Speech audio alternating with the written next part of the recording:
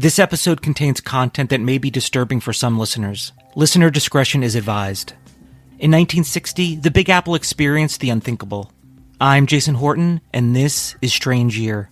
1960 ushered in the Vietnam War and Psycho. But a plane crash on the streets of New York City made 1960 a strange year. The 1960 New York mid-air collision. December 1960. It was the worst disaster in commercial aviation history. The fire department responded immediately. In fact, they arrived so quickly they didn't know what had happened. The neighborhood was in chaos. Many thought that nearby St. Augustine School, where 1,700 children were attending classes, had been bombed.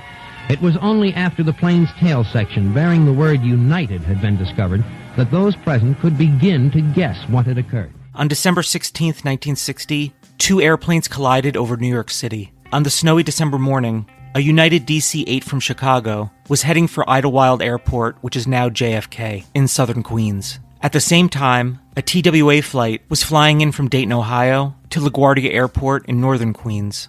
Due to the snowy weather, the United flight was put into a holding pattern. The pilot miscalculated the location of the pattern, and the plane came directly into the path of the TWA flight.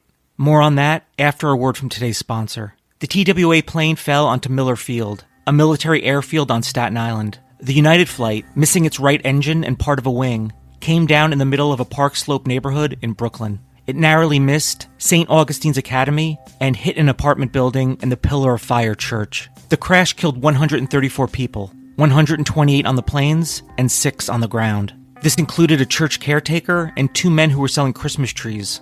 Christmas presents carried by the plane's passengers had littered the city streets. Firefighters battled the aftermath for nearly 72 hours.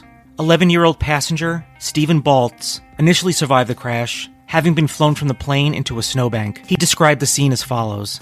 "It looks like a picture out of a fairy book. Then all of a sudden, there was an explosion. The plane started to fall, and people started to scream. I held onto my seat, and then the plane crashed. Stephen Baltz died the next afternoon from his injuries." Thank you so much for listening, and I'll be back next time with another episode of Strange Year.